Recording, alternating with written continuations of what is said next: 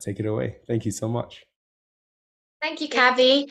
Hello, everyone. Good morning, afternoon, evening, wherever you are in the world, and welcome to our first EDU live podcast.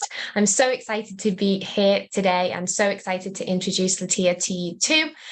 We are going to be diving in today to discovering your dream career and how you find it.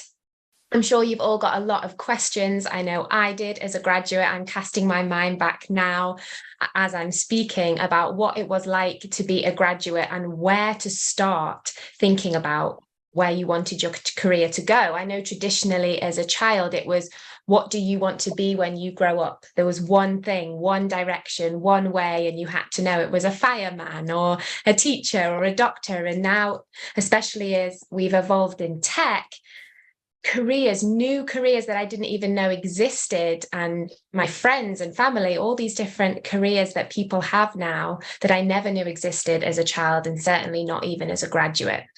So without further ado, I would love to get started. As Kavi said, I'm from Ekios, and I'm one of the trainers and coaches on the program. Specialize in professional skills, but I also have a keen interest in the finance and tech that we do too. I'm joined today by Latia Garcia, a colleague, and I'm very happy to say a friend. We work very closely together on some programs. I will allow you, Latia, to introduce yourself, and then we'll dive straight in. Perfect. Thank you so much, Hannah. And yes, I'm happy to call you friend as well. So my name is Latia. As Hannah said, I work for Nomura. I work as a talent partner for technology and operations. And that just means that when it comes to your performance management and your life cycle and just any training or upskilling, I'm responsible for providing and delivering with partnership with the business. And I also manage a global technology early careers program for graduates. And that's how Hannah and I get to work together. Thank you so much, Latia. I'm going to dive straight in, and you've answered my question already. It's not a doctor, it's not a teacher, it's one of those roles that maybe you wouldn't have known growing up. How did you get to where you are? Did you always want to be in HR and tech?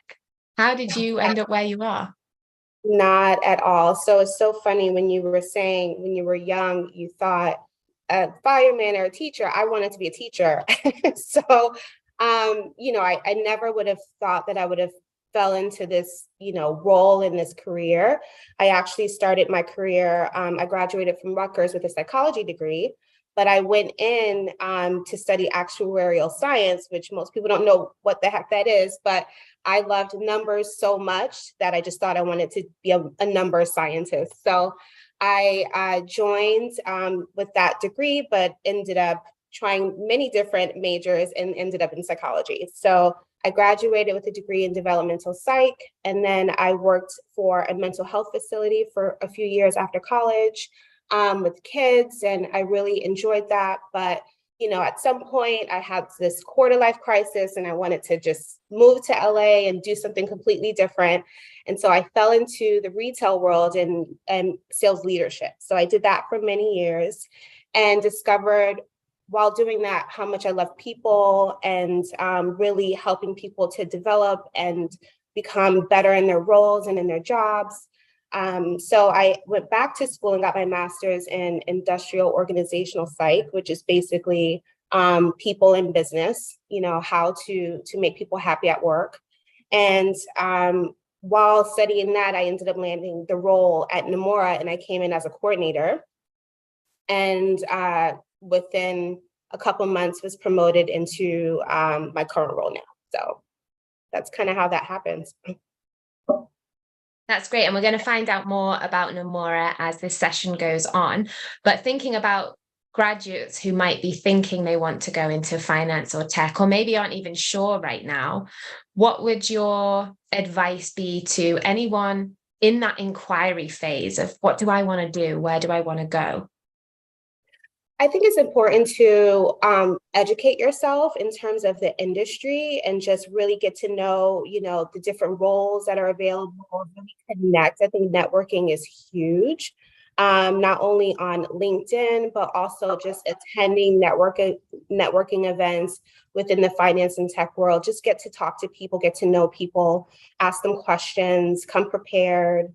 And then events like this, I think, at Nomura, we do a lot of, we have internship programs, we have graduate programs, which allow you to kind of take a peek into our world in our industry, meet some of our leaders. And, I think that will give you a better idea. Actually, a few months ago, I did a session on personal brand for our corporate interns, our potential corporate interns. It was for a diverse networking event. Anyways, I had one of the participants came up to me and was like, I've been bored all day until you guys came in. She's like, I think I want to be in HR. And it's simple as that. And now she's our intern, which is ironic, but it's things like that. You meet people, you tend to gravitate towards them, maybe their character, their personality, and you think, oh, maybe I can do what they do. So yeah, networking is huge. Yeah, that's a really, really good point. Finding somebody's position that you think you like and inquiring about that. And that's how you find out that these roles exist, because you're not told at school, particularly what HR is or what specific technical roles are. So the more people you speak to and hear about their career, how they got there, the journeys, you might begin to see that it is one path, and we all end up somewhere that we didn't know in the beginning that's where we'd end up. Mm-hmm. I'd love to hear, and I'm sure a lot of our students would love to hear a bit more about Nomura, and if they hadn't heard of it before, what the offerings are there as a graduate and how you find working for Nomura. Mm-hmm. Yeah, Nomura is wonderful. I love Nomura. I think it's such a strong culture there that once you join, you really get connected to. It's a global firm that is based out of Tokyo in Japan. So it is a Japanese company. There are a lot of aspects of Nomura that, you definitely feel the impact of that culture. But as I said, we are also global. So we have locations in London, we have a headquarters in New York, and also in India and AJ in Hong Kong. So I'm sorry, I shouldn't say AJ, Hong Kong and Singapore. That's our internal language. So yeah, and Nomura has many offerings, especially in finance. I work with technology and operations, and currently I run an early careers program where there's opportunities for new graduates to assimilate into Nomura with a 2-week training in the beginning, and then you would be a part of a 2-year ongoing CPD program.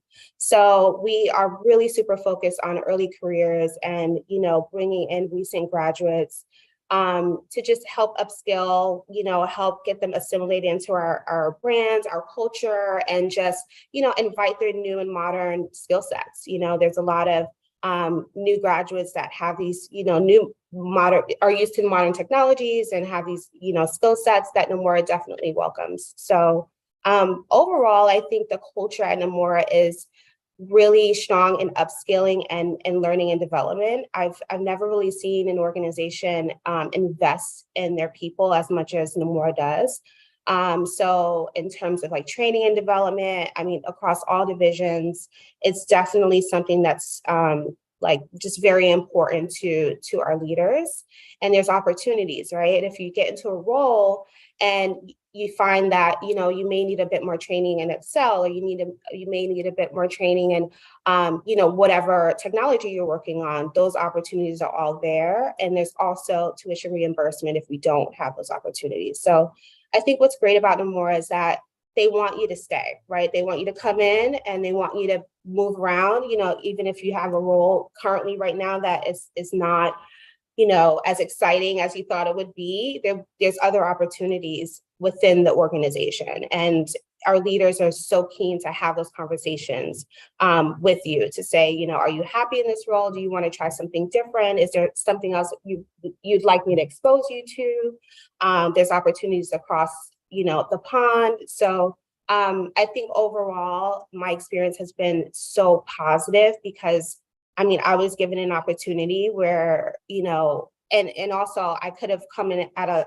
a level lower than I am now, but they really invested in me, and they even though I didn't have a long standing experience within HR, they saw what I was capable of when I came in as a coordinator. So I think, yeah. So just overall, I think the opportunities are there. And I think that's why I really appreciate Nomura as a company and an organization.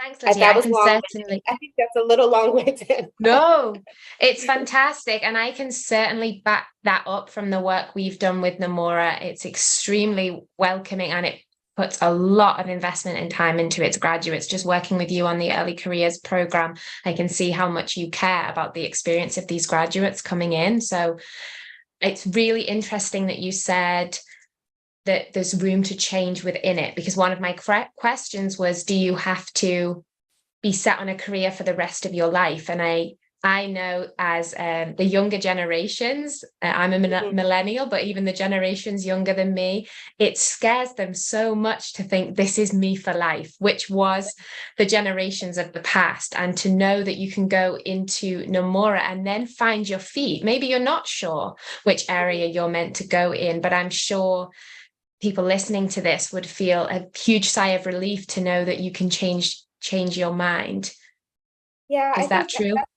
That is so true. I think that's the other thing that I really appreciate about Nomura. Sometimes you go into these firms, and Nomura is 100 years old, so it's not a new firm. It is well established, especially in Japan. But some of these other firms, they have a very hierarchical structure, right? It's like you got to go through the chains. There's a leader. But I mean, we have leaders, but I think our structure is so flat, and so it allows more flexibility. And so I think that's why, and then there's opportunities to really connect with leaders very often. They're not just sitting in an office and you're just a number. We're big enough where you can have that global connection, but then we're small enough to be able to have those conversations with leaders when you want to try something different, and they're very much open to it. That's so good to know. That's lovely for me to hear. So I can't imagine what it's like for our students to hear. I also just want to say I'm loving the questions that are coming in. It's really hard for me to not fire straight to them, but we are going to wait till the end for them. So keep them coming in. But my next question would be, moving on to our graduates and students, what advice would you have for anyone wanting to enter the finance or tech world, and specifically at Nomura too? I think it's really important, and I think I touched on this earlier, is just making sure that you upskill yourself. I think you really put yourself out there to get to know the world of finance, the world of tech, and if there are opportunities to take little courses and things like that, just really kind of expose yourself as much as possible. And then also, I think, don't forget about those professional skills, because I think new graduates are really focused on being super technical and very good at what they do, but then they forget about that professional skill side, which is the networking side, feeling comfortable to communicate in meetings, putting yourself out there, being assertive. All those things are really important, because at Nomura, at the end of the day, the technical part we can always teach you. The professional part is a little bit more difficult to upskill individuals. So I think, yes, be technical, yes, expose yourself to the world, but also not forget about, how important it is to be comfortable in meetings and show up and assert yourself. That's really, really useful. So often we concentrate on the CV or the resume and everything we've done and all the experience that we've had. And then we get to an interview and we can't communicate, or we can't present ourselves in a way, and it doesn't match up. And now it sounds like you're really looking for both. Mm-hmm. Absolutely. Absolutely. So how could somebody develop their professional skills and gain that before interview? What would be your interview top tips?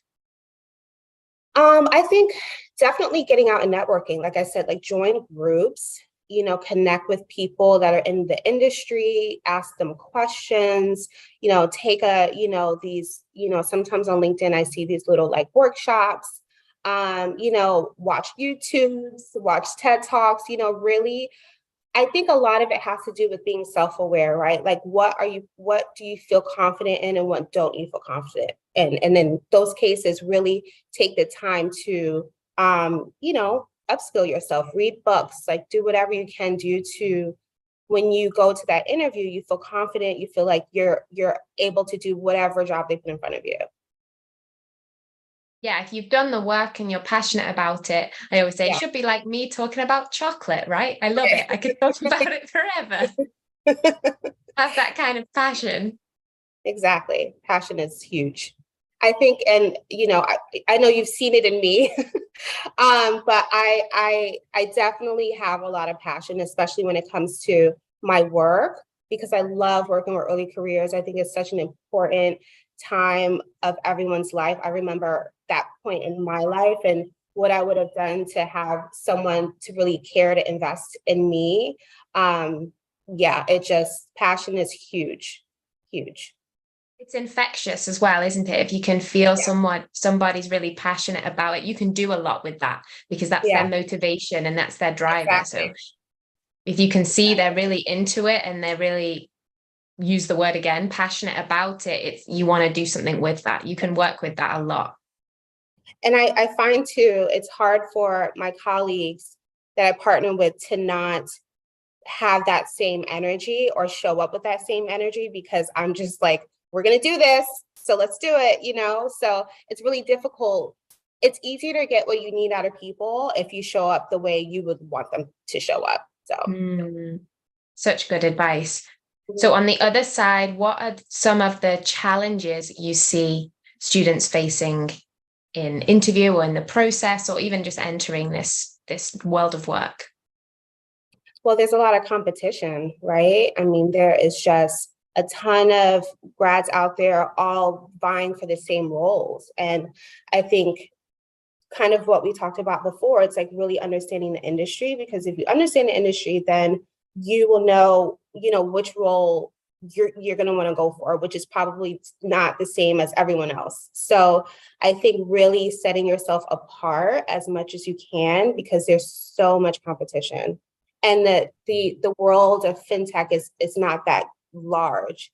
So it's really important to figure out how you, and Hannah also does the personal brand workshop, but like really understanding what your personal brand is and, and investing in that is really important because that's how you're going to stand out. Really, really great advice. What do you think makes Nomura stand out?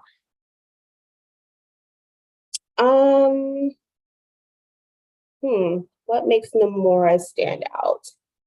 I mean, you've already mentioned so many reasons. Yeah, I think until you come into Nomura as a brand, you really don't know. I think it being just a little bit, it's unique because no one has ever heard of it. So I think that is a one plus for us because we're not JP Morgan Chase or all these Barclays or whatever, all these other banks that are much more known. But I think that's kind of what sets us apart, is that we're a little bit people don't realize how large of a company we are until you actually seek us out. Yeah, so huge and so much opportunity within it. I mean, you have so many simultaneous grad programs going on at once, and we know that because we work on a lot of them. Exactly. Yeah, so I think the opportunities, like if you come into Nomura, you're not just a number. People absolutely know who you are. And if you work hard and you put yourself out there, you take on opportunities because there's so much work to be done. It's so easy to move up, I guess, and move into different roles because there's so much opportunity. Great. And I feel really fortunate as someone that's sort of new in the HR industry. I've learned so much because I've done so many different things. So, yeah. Full of opportunity. Mm-hmm. That's really what we want. And the next question I know is one particularly close to your heart. I'd love to talk about the importance of DE&I, diversity, equity, and inclusion at Nomura. So firstly, from your point of view, what is it like to be a woman and a woman of color within the tech and finance world? And then wider, how much importance does Nomura place on that as we continue to have this important conversation? So yes, it is very important to me. I'm not gonna sugarcoat it. It's, it's always uncomfortable to be in a space where it's just you. You're the one that stands out. You're the one that's most different. And especially in technology, there's such an underrepresentation of women and definitely of just people of color. So yeah, it's uncomfortable. It's a challenge, but I think for me, I find it is kind of what I've just been saying the whole time. I think it's important that I invest in myself so I feel comfortable to assert myself and show up. I think, you're at the table, so show up at the table, be at the table, own that experience. And, and it's difficult sometimes because there's a lack of representation in leadership. And, sometimes you feel like, will I ever get to that place because I don't see myself there? But that is, that's like a shadow thought, right? You have to just, again, you're at the table, show up, make sure that you are prepared, you represent yourself well, and, you feel confident. I think confidence is really everything during these experiences.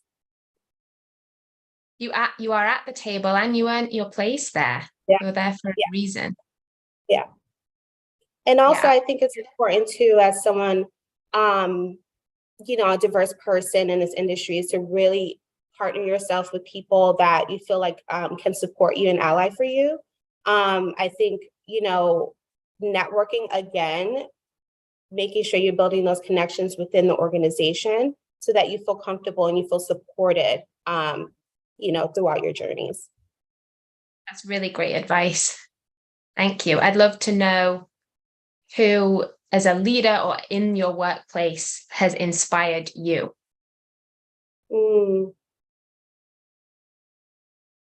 Oh gosh, actually, there are a lot of people that inspire me. Right now at Nomura, or just generally in my whatever comes to you. There's just been so many people. I think, well, currently, we have a global talent leader, and I just find her to be such an interesting person because she has so much knowledge within the global talent world, and she brings such a plethora of ideas and such confidence. And I really respect how she's able to speak, whenever, for whatever, if it's in a meeting, if we ask her to speak at a speaker session, she just has this presence that she shows up, and you just feel like she seems so powerful. And so I think she right now is one of those individuals that I definitely am fortunate enough to work really closely with and learn from. It's so great when you can see those people around you, because it's like other shoes to step into, isn't it? And you can see where you can grow. Even through working with you, I've learned so much from you over the past few months, running the early careers. And you've inspired me so much in your dedication to this program. So thank you so much. Thank you. If there's something a student could do tomorrow to stand out in the hiring process, on their resume, on their CV, what could it be if they had to start tomorrow?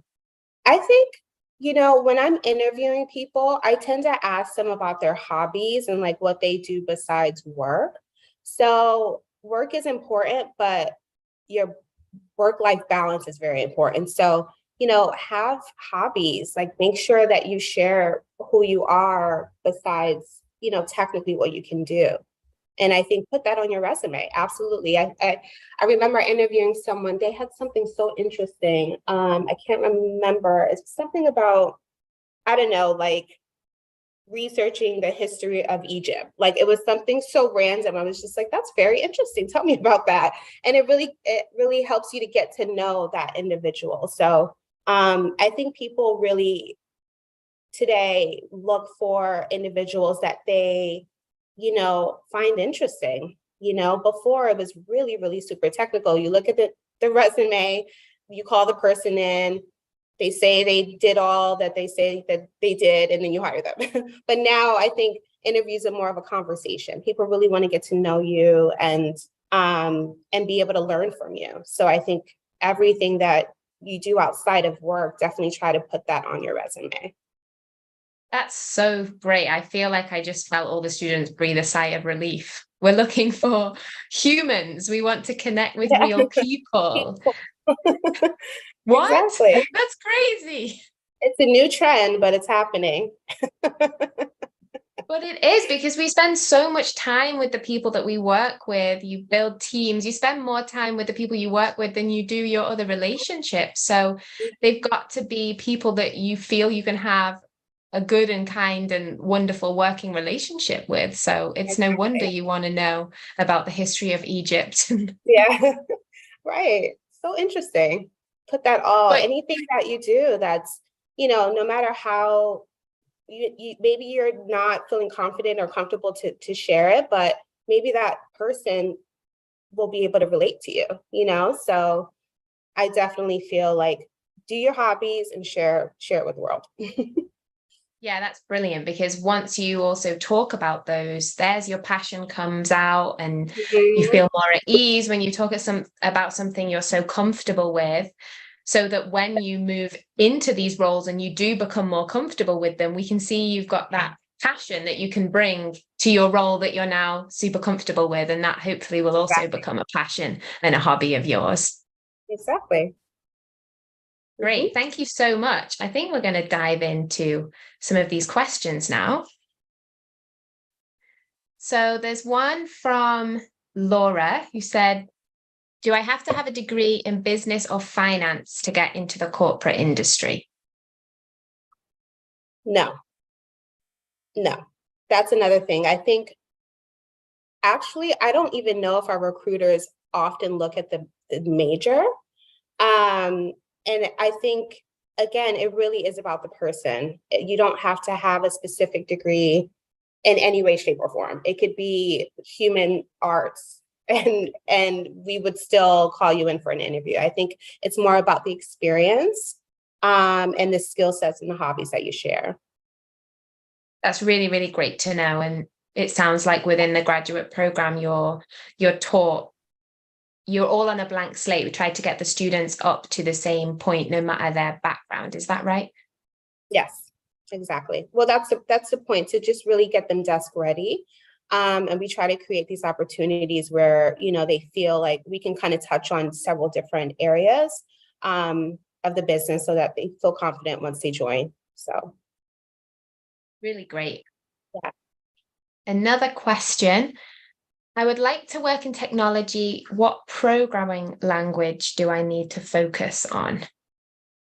Oh boy. I think right now, and I'm not techie, so I may not be able to answer this question well, but I think cloud is huge, AI is huge. But in terms of programming language, I honestly cannot answer that. That's someone from technology could probably answer that for you. Thank you for that. We will be getting someone from technology on there too. So TBC on that question. The next one is, what do Nomura look for within their internship programs? Yeah, I think it's similar, just individuals that have, diverse backgrounds, that, have, some sort of, interests within like the finance or tech world. And just a general, like I said, just a good person, once we do interview our interns. So, and I don't believe that we have like any cutoffs or anything like that. So we do have a pretty large internship program that's ran globally. And a lot of these interns will join our organization. Actually, we had one last year and she graduated in May and she'll be joining us full-time in HR next month. So yeah, there's a ton of opportunities. There's not a lot of restrictions around what you need to have in order to join that program. That's great to know. And the follow-up to that, I feel it's someone who's maybe got onto the internship or is interested in getting onto it because they've followed up with what does Nomura look for in people to be successful on that intern? So once you're within the program, how are you deemed successful? Yeah, so the program, I think it's like 6 weeks or so. And I think the first week you have a technical training, and then you hit the desk the next week. And then there's some networking events throughout. I think the biggest thing that I've seen is to really ask a lot of questions. I think it's easy to just like wait for your leaders to provide work for you or tell you what to do. But when you come in and you ask a lot of questions and you ask for how you can help in any way, is there something that you can take off their plates, being very proactive in your internship is really going to impact your leader in a positive way. So I would say just don't disappear. Be remembered. Mm-hmm. Okay, another question. Not me, but Conwa, I am a finance and decision science, I wish I was, science major at San Francisco. Oh, they're all firing in now. Are there any internship opportunities available within your company for this summer or fall? So we do have a satellite office in San Francisco, but our interns actually all come to New York. So, and then we've just started, so there's no opportunities this summer. We don't typically have interns during the fall, but if you want, you can share my email address. I can connect them with our campus recruiter, and they can get a bit more information about any future internships that we have coming up. That's really generous. Thank you, Lithia. You might regret the day you said that.